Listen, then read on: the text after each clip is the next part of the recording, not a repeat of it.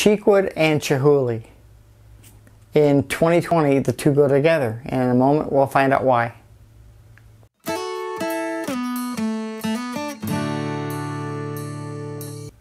In 1894, Leslie Cheek boarded a train in New York City heading for Nashville.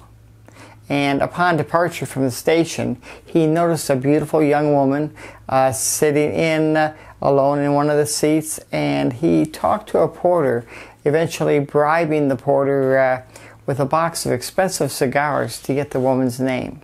Her name was Mabel Wood, and 2 years later, they married in Clarksville, Tennessee. It turned out that Leslie Cheek was the co-owner of C.T. Cheek & Sons, a wholesale grocery business in the Nashville area, and he was quite wealthy to the point of, after marrying Miss Wood, they had 2 children, and over the next 20 years they spent their time doing business deals with the many businesses that he owned, as well as traveling the world. They believed that travel was one of the best educations they could give to their 2 children, and that is how they spent much of their time as the children were growing up. A second business owned by the Cheek family was the Cheek Neal Coffee Company. And amongst the different types of coffee that they had, one was a special blend that they named after a hotel in the Nashville area. And this coffee was presented to Theodore Roosevelt, President of the United States, who said it was so good that it was good to the last drop. And if that means anything to any of you, it happens to be the slogan that eventually became known for Maxwell House Coffee, and the hotel in Nashville was the Maxwell Hotel. In 1829, the Postum Company, which eventually became General Foods, bought the Cheek Neal Coffee Company from the Cheek family for $45 million.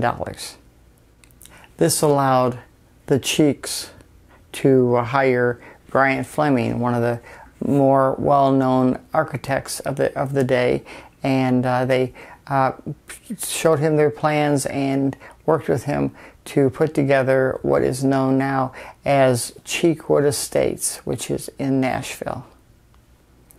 Fleming began designing the home in 1929 and finished building it in 1932, which is when the Cheeks moved into the home.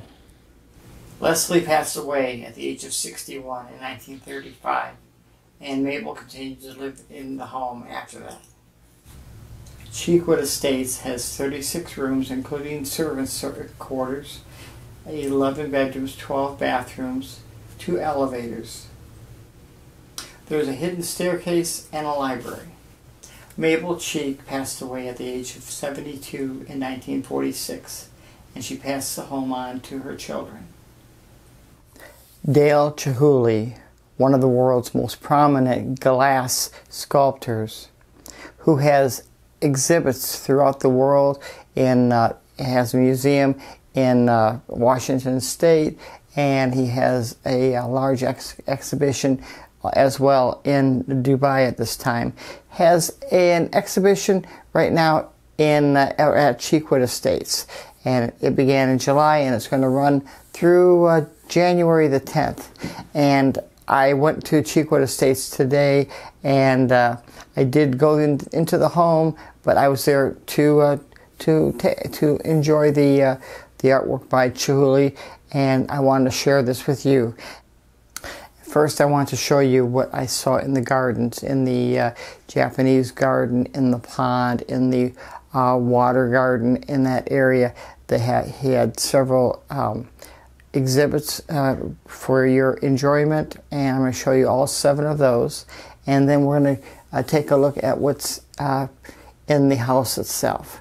And again, here we have the 7 exhibits that were in the garden.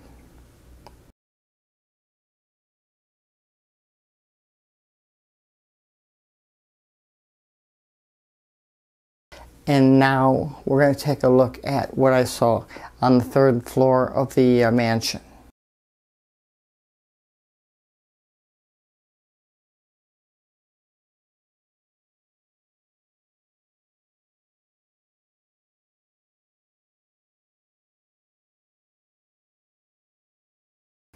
If you do come to Nashville, one place you should check out is Cheekwood Estates and Gardens. It's beautiful there.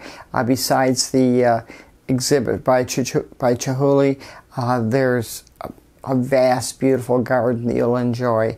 And they do practice wearing masks, and they do these 6 feet distances between individuals, and so it's quite safe.